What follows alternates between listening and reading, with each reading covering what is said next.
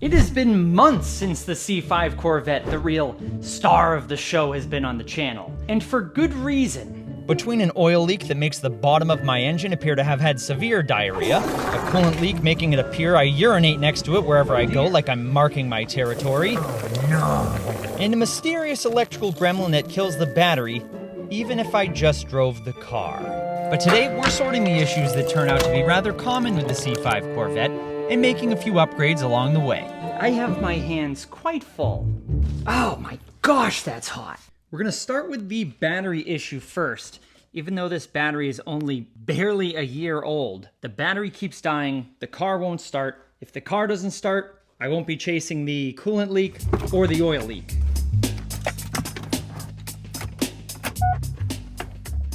What the heck? Can you guys hear that?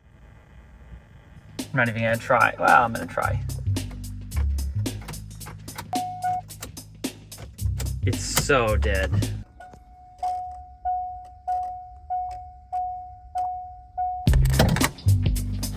Let's see if this can get us out of our little jam here.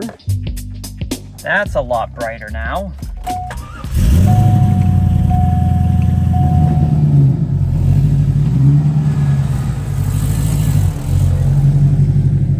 We'll start with the battery issue first, because if the Vette won't start, we don't have to worry about any leaks. First, I checked that the terminals were of course clean and tight, then grabbed my multimeter, set it to volts, and measured the charge in the battery, which, even after just running the car, was only just over 12. Not great, not terrible. A car's battery should be more like 12.6 when it's resting. Next, we'll test for a parasitic draw.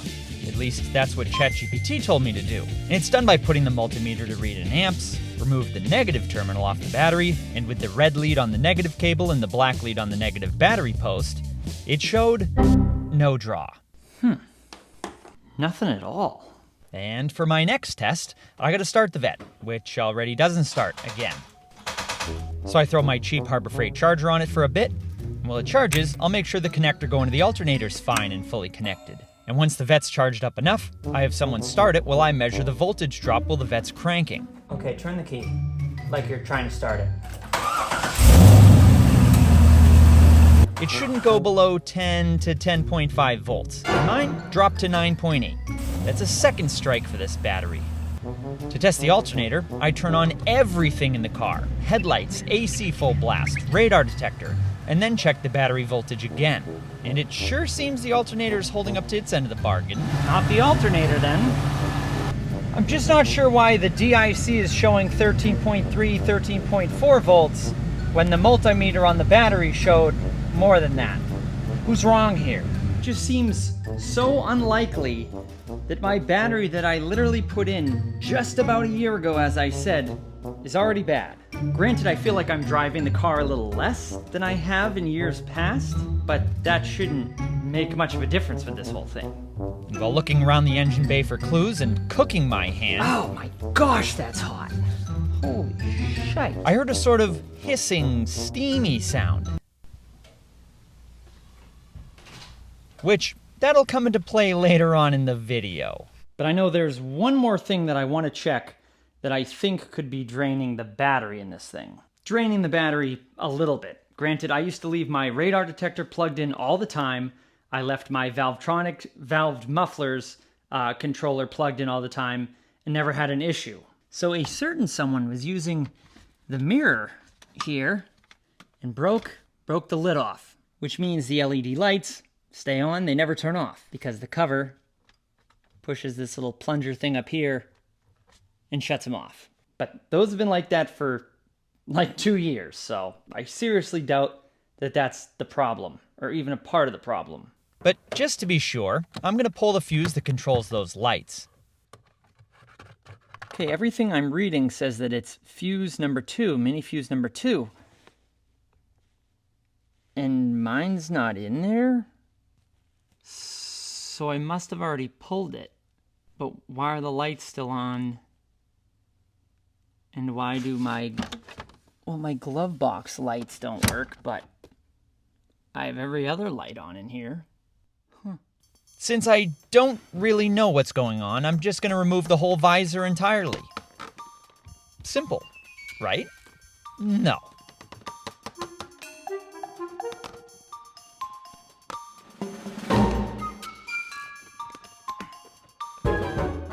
What the hell? But after struggling 24 times, finally... Aha. Uh-huh. And... aha. Well, there's one less draw. Neighbor Steve's spidey senses tingled that I was in trouble, and he came over with a battery tester, which gave us some confidence we found the problem. All right, so neighbor Steve just came over and he brought over a battery, like a simulated load tester. He actually brought over 2 of them, and they said that the battery needed to be replaced. My battery here is a 700 cold cranking amps, and the battery tester that he put on there told him that the cold cranking amps it now had was 10, which is a little bit less, and not enough to start a car. So in just a year, my battery has gone flat. Now while we wait on the replacement battery, now we can work on where that oil leak is coming from. Don't put this light anywhere near the interior. With a little help from some dye from Harbor Freight and a black light, we should be able to find where the oil's coming from. The dye glows when the black light hits it. No, I'm not gonna. The dye goes right into the oil. We'll put the oil cap back on, charge the car up once again so it'll start. We'll let it run for about 5 minutes. Then put her in the air so we can play detective. Which, even with the dye, wasn't the easiest thing.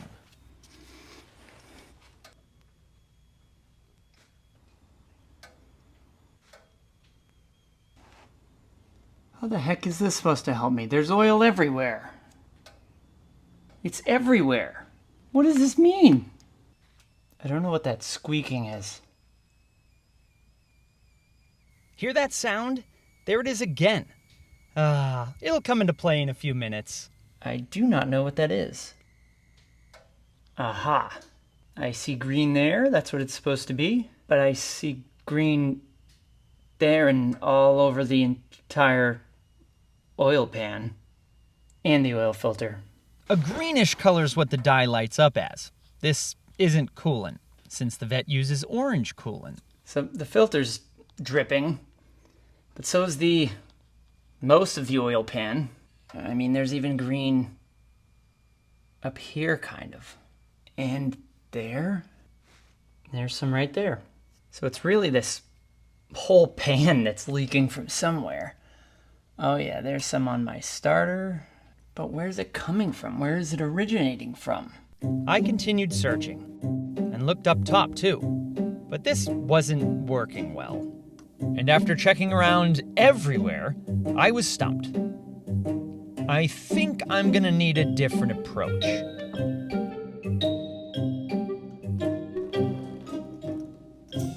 How does one find the leaking oil when there's oil leaking everywhere? This video is sponsored by Red Tiger and their F77 dash cam, which I'm going to install and tell you guys about in less than 60 seconds. We've got the front 4K camera and rear 4K camera. We attach an electrostatic sticker on the windshield and press the front camera onto it.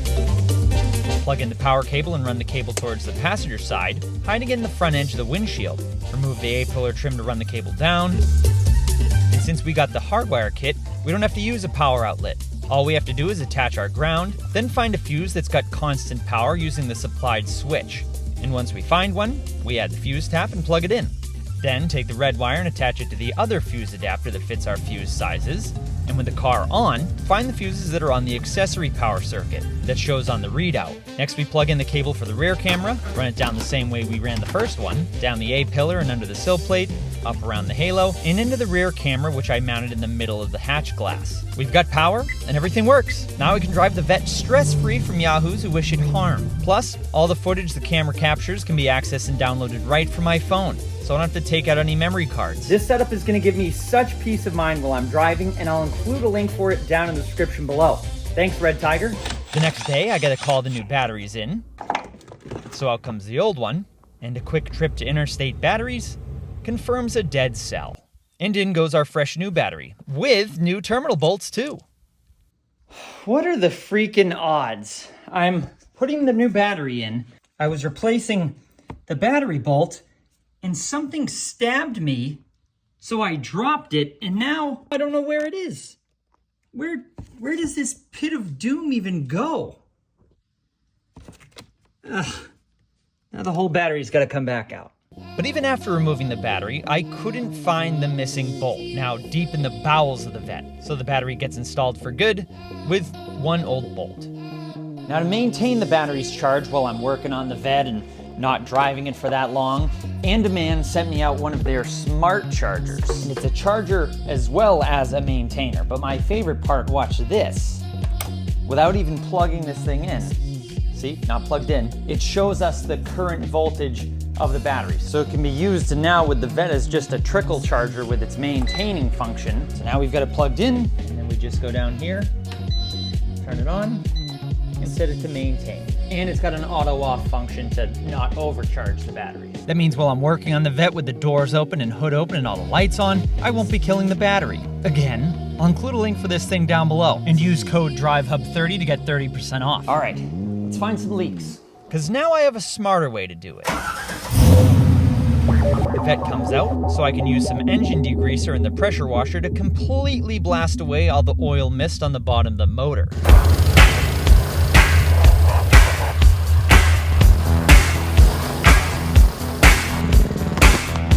That's better. Once it dries, it goes back right into the air to renew the search for the leak.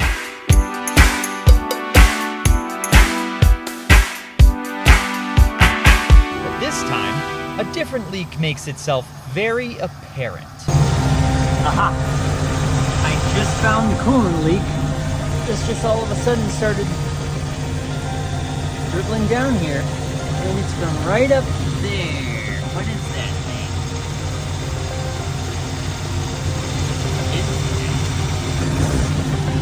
It's dripping quite a bit. Got a little smoky in here. There's our leak. Wow. It looks like it's coming from near the upper radiator hose. To investigate further, I need more access. So off comes the 4 bolts holding on the radiator shroud. Then the 4 knobs holding on the Callaway honker come out. I loosen the hose clamp. Then the Callaway intake lifts right off. Followed by the radiator cover. And then, by surprise, I find the more serious cause of our leak. Now that all that's off, we should be able to... I just don't know why it's wet. Above the... Oh. Uh-oh. Oh, no. That's not good. Remember those weird, high-pitched sounds I was hearing under the car earlier in the video? I do not know what that is. I think we've found the culprit. It's the pressure escaping from the tiny hairline crack in the radiator. Now, this crack here is very unfortunate, but the more research I've done over the past few days, it seems like that's a pretty common issue with the C5s and their plastic end caps on their radiators. I'm no engineer, just an idiot with a camera, but that does not seem like the brightest idea. But because my radiator has sprung a crack in it, it's the perfect time to not only replace, but upgrade. And we're upgrading with some aluminum. This cold case radiator's TIG welded 100% aluminum with polished tanks, and it's an oversized 2-row radiator, so it's slightly thicker than stock, but still a direct fit. Now, C5s are designed to run hot. I get it, I really do. I've read it 1,000 times, but I don't mind adding in something that's gonna, keep those temperatures in check. Aluminum has the added benefit of superior heat conductivity, it's lighter than the stock unit, and it's more durable, since the ends are aluminum and not plastic. A massive thank you to Cold Case for hooking me up with this aluminum radiator, and they're hooking you guys up as well. You can use code DriveHub on their website, linked down in the description below, to get free shipping on your order from Cold Case. Now let's get this thing in the vet. First is safety, of course. I'll get the vet up in the air, locate the drain valve on the radiator, then steal my brother's masonry tray again to catch all the coolant once I get the radiator drain open, which is done with a 3/8 ratchet head. It takes a little wiggling and pulling to get it to start flowing. But pulling the radiator tank cap off made it start to really flow.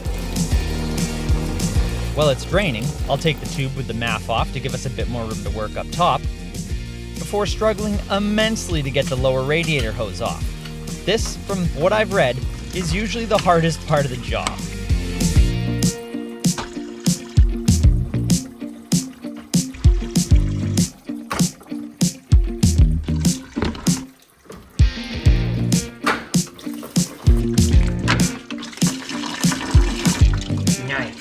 Next, all the lines up top to the radiator come off.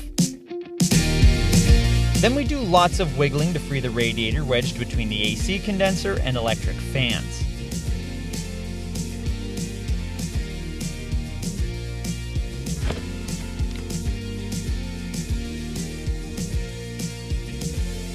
Don't know what I'm stuck on. This little guy is hanging us up. Once I got that unlatched, we were in the clear. And it's out. Haha. This thing has a BBK sticker on it. So I wonder if this is the second radiator that this thing has had. Oh yeah. It's so light.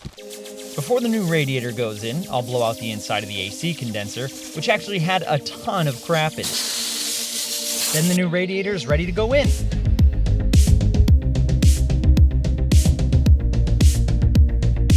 I think I'm gonna have to remove petcock drain thing because it's hitting this piece. I struggled with this for quite a while before some help finally arrived home from work.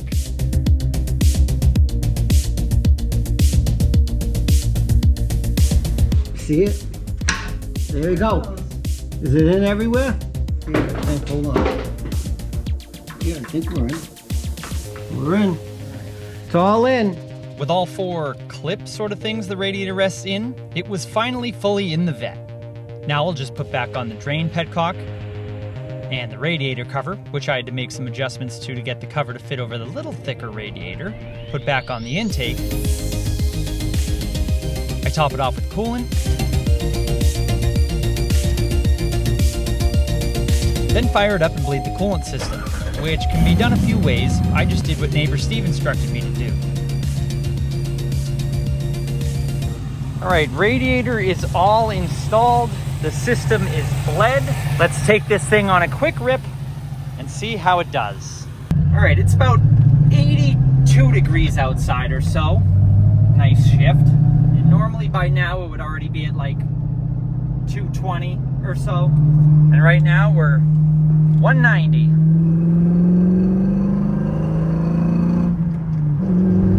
This thing would normally be boiling after a pull like that at this temperature. And I've got the AC on right now, and we're not going very fast. So with all that stuff combined, we'd easily see over 200, I almost said miles an hour, over 200 degrees.